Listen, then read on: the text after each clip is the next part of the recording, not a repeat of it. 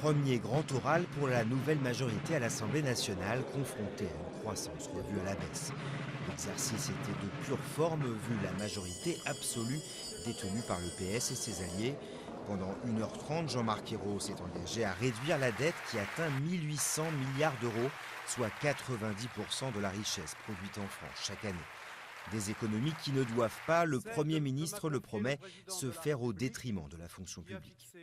Les effectifs de l'État connaîtront une stabilité globale alors que le précédent gouvernement les détruisait massivement.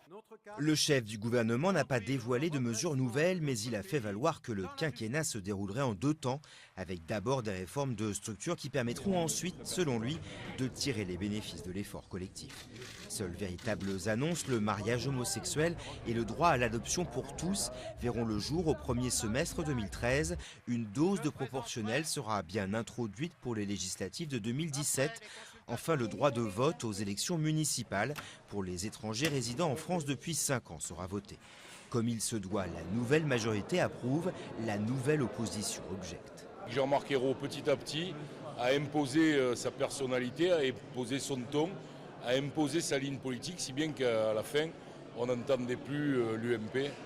Nous avons entendu beaucoup d'incantations et pas une seule annonce de réforme courageuse, ni sur le plan économique et social, ni sur le plan de l'assainissement des finances publiques, ni sur le plan de la sécurité des Français.